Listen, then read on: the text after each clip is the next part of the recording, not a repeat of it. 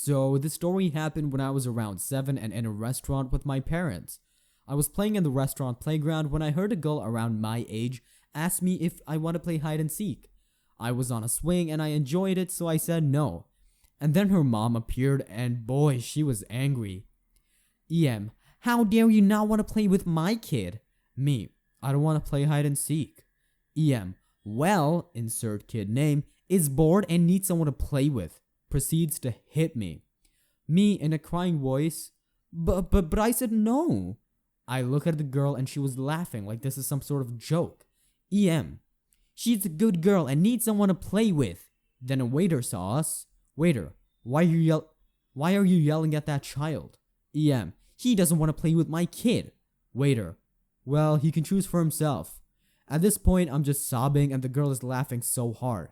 EM, but she's a good girl, blah blah blah. Then my mom came. She asked me why I'm crying and I said EM hit me and yelled at me. At this point in my life, basically anything could make me cry. Then she proceeds to talk to the manager, her friend from high school, and he says he will ban EM from entering the restaurant. I never saw EM again. If I was your mom, I would have 1. Strongly entertained punching EM in the face. Number 2, talk to management for security footage, call the cops, and I would have pressed charges against EM.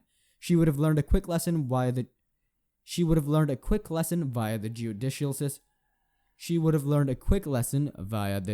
system in parenting USA.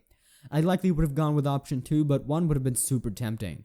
No one touches my kids.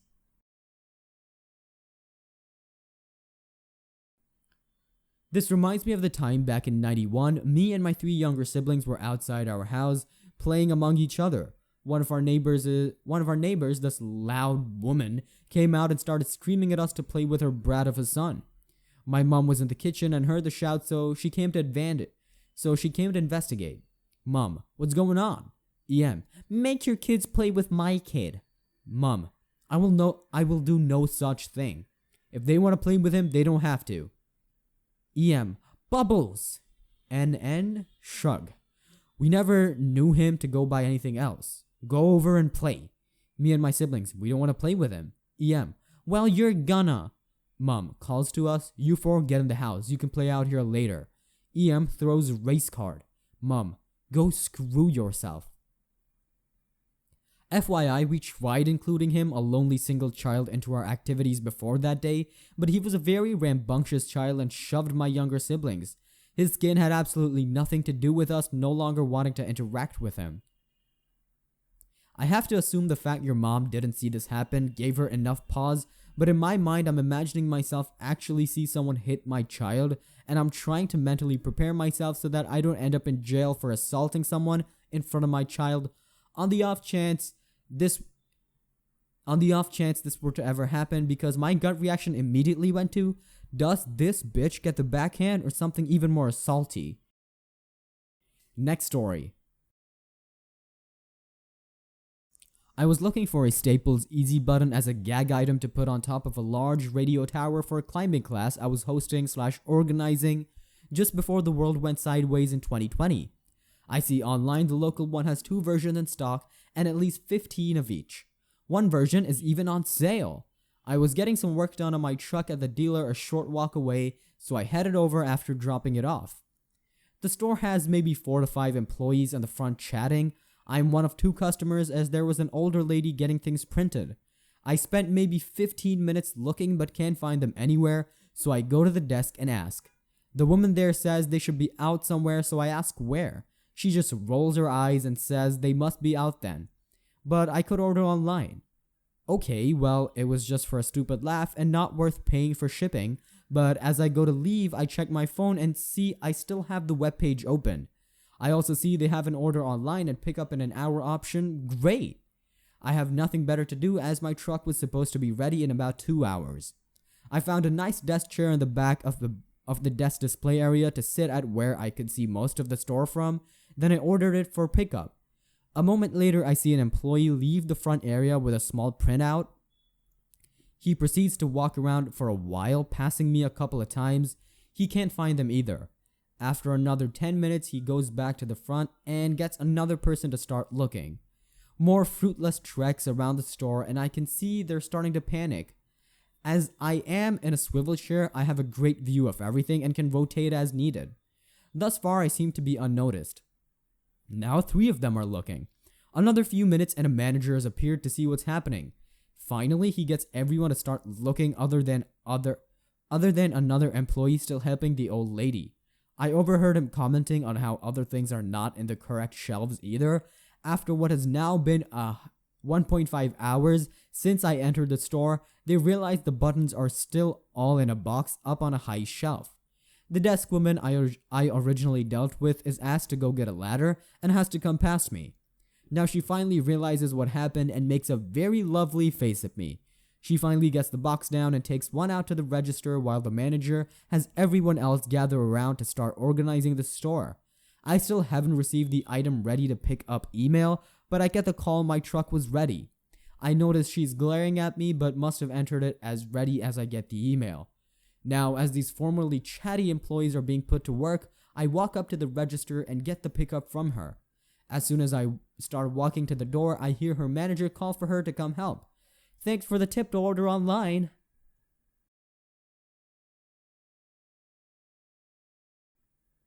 I recently realized my wireless mouse was dying and I needed a new one.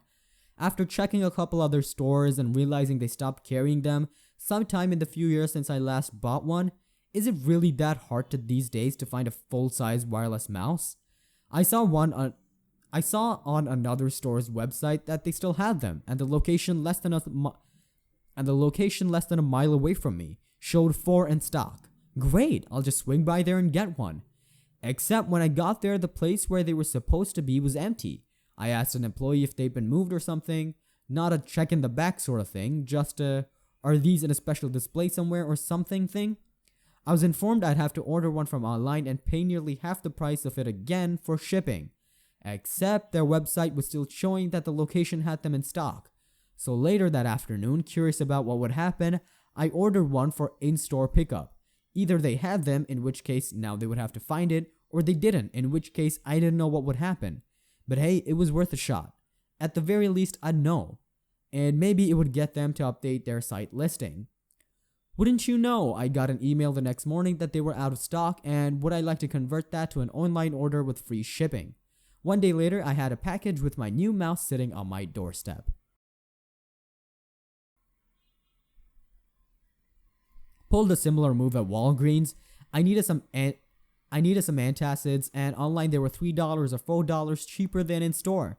I double checked that they matched their own website, brought it up to check out, and asked for the match and was instantly denied. Manager came over and denied again and said they don't match their website. So I stood there and ordered them for an in-store pickup while holding them. Heard their little scanner beep with the order request, and I handed them back to her and walked out with the correct price. Still don't know why it was an issue. I love it when people act like it's coming out of their own pockets. I realize no one will read this, but I felt like sharing.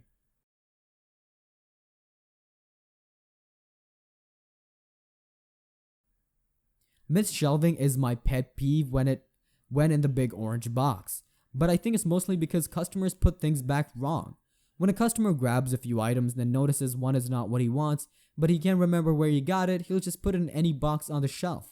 It would be so much easier if they had a box for reshelving, like libraries do for books you read in the library. Next story. I live in an apartment block in Europe with about 100 apartments in total. Every year we have an election for what could be compared to an American HOA, where we elect a president and a couple of board members to manage the general expenses and daily maintenance tasks, fixing garage port, cleaning common areas, security cameras. While we do have a rule book of sorts, nobody in the board has ever been too bothered by neighbors going their own way, as long as there's no complaints. I am the president of this HOA as of today, and I have had my fair share of interesting neighbors. But this one takes the cake. He bought a fancy Tesla, which he made an effort to flash around the neighbors, kind of condescending on how useless old cars are, how we live in the past. Thing is, we don't have a charging station in the garage, so he has to go to the gas station to fill up the battery. There was no charger when he came in, so that shouldn't come as a surprise here. But as soon as he got the car, he started pestering the board asking about the EV charger. We need to keep up with the modern times, you know? We repeatedly answered that it is in our plans and that we would love to get him on board to help us, and he was the main interested person for the task. This should make the process much more efficient. He never responded to the invitation to join and help. There is even a small payment for the board members, and we are slammed with other higher priority tasks that we suddenly popped up. Fire alarm upgrades, changing parts of the sprinklers, so we really cannot use much time in EV charging, although we all agreed that we have to get that going. Suddenly, I got a phone call from an electrician reading the law that we cannot deny an EV charger in the garage and that he would come the following week at our earliest convenience. I just asked him for some time to read the law and make sure we were on the same page, and in the conversation he slipped the name of the person who had ordered the charger. To no surprise, it was the Tesla man. There are no others with EVs in the garage, and we have a fluent communication with them about this matter. They prefer to wait than to work on the case, which is fine by me. So I reread all the laws and our internal regulations to make sure that we were following everything to the letter. It turns out that the law forces an HOA to facilitate the infrastructure for EV charging, not the stations themselves. As long as there is not a force majeure reason against it, like economical reasons, and our internal regulations state that changing essential infrastructure of the building needs to be done under the approval of the General Assembly, which happens once a year. I talked to our finance manager, and he argued strongly against such an expense without getting a loan to partially finance it, as it would destabilize the economy of the community. With all that, we decided to comply with the regulations fully. 1. We won't decide on any structural changes on the building until the next General Assembly. 2. We need a person dedicated to following the steps of finding providers, comparing offers, and presenting them first to the board and then to the rest of the neighbors. This also includes safety measurements for the upgraded infrastructure. 3. Once we have a budget, we will find bank offers for the loan that we will have to take the most likely. Number 4, we need to hire a lawyer to update the rule book to account for the use of chargers in the garage. As steps 1 and 3 are dependent on general assemblies, the process will inevitably be prolonged in time, and we know that neighbors are generally against taking up a loan that will increase their monthly costs, so he will have to fight an uphill battle for being a pain in the butt. The best part about this is before all this happened, we were considering setting a temporary charging station for everyone instead of the ideal solution for everyone being free to set their charger on their spot. That would not require a loan and was planned to be done during 2022. Now we will have to ask the assembly if this is an interesting way forward and abide by the response. I feel bad for the EV owners because when the Tesla guy invoked the rules, the game changed, and now they have to wait for all the official process instead of having a temporary just A-OK solution while we got the rest in place. ETA. Holy smokes, I'm learning a lot from the comments. Thank you for all the suggestions on how to solve this situation.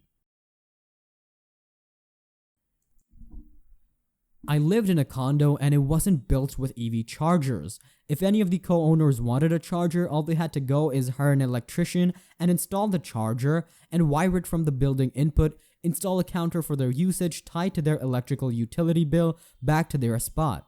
It's never been the responsibility of the community to pay for that. I don't understand what you have to install that's new. Electricity cabling per parking floor?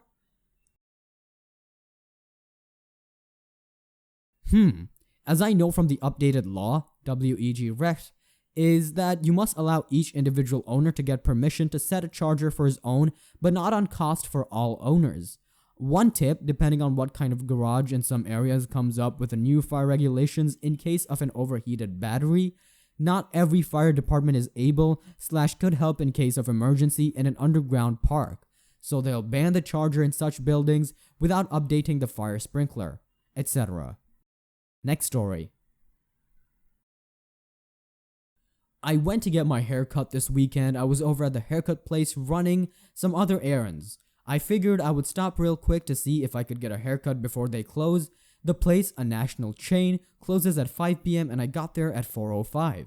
When I walked in, the screen in the lobby that shows the estimated wait time as well as shows you who is already waiting said the wait time is 15 minutes with 3 people waiting. To be clear, when it is this close to closing time, I always check the wait time on the screen. I don't want to make them stay late. I'm a guy that gets a very easy haircut, basically a crew cut that typically takes about 10 minutes. So if the wait time plus 10 minutes puts the time past closing, I don't even bother to check in. I don't like to make people stay late, but with 55 minutes left before closing and only a 15-minute wait, I figured there was plenty of time. I walked up to the counter and the receptionist rudely asked if I'd checked in online. I said no, and she said that they aren't taking any walk-ins because they're about to close. They're only taking people that have checked in online. Okay, so I pulled out my phone while standing at the counter. I pulled up their website and checked in online right in front of her. I waited for my name to pop up on the waiting list on the screen, then I looked at her and said, okay, I'm checked in online. I got my haircut and was out of there by 4:30. Edit. Okay, I'll clear some stuff up since some don't seem to get it. This has nothing to do with COVID. This isn't a company policy the receptionist was following. I've been getting my haircut at the same place for 5 years now. They have a sign on the door that says they take walk-ins, and they happily took me as a walk-in last month. This comes down to the teenage receptionist knowing that if she starts telling people they aren't taking walk-ins at 4 and the website stops allowing check-ins at 4:15, then they get to go home early on a Saturday, because getting off work 30 minutes early on a Saturday is really important to a teenager. I don't see this as malicious at all, but it might depend on how the haircutters are paid. Are they paid hourly, or will they get paid till 5 regardless of whether they have work to do? Or are they paid strictly on commission? I suppose some haircutters would welcome the opportunity to do more work if it means they get more money. And I wonder if the receptionist was a haircutter herself. Maybe she just doesn't give a crap. I've been in salons when people like you come in and have had a few friends that work in the industry. The whole she just wanted to leave early thing is something you came up with because you wanted to be the victim. She's scheduled until close. She's staying until close. At worst, she stays an extra few minutes. The online check-in thing is a very real policy that big chains are pushing on those employees more and more. It is truly not up to the employee, and they do get chewed out over that stuff. All you did was make a scene about something dumb and probably got a crappy haircut out of it, because I assume you're a smug little crap about it. Only one person has touched my hair with scissors or chemicals for 30 years, but I have to check in by text because of COVID. They can only have one client in the building at a time and have to sanitize the workstations between clients. And we even have to wear masks, even though we're both vaccinated and I've had COVID. So they don't take walk-ins. Most of them are booked out weeks in advance anyway. They're not a national chain.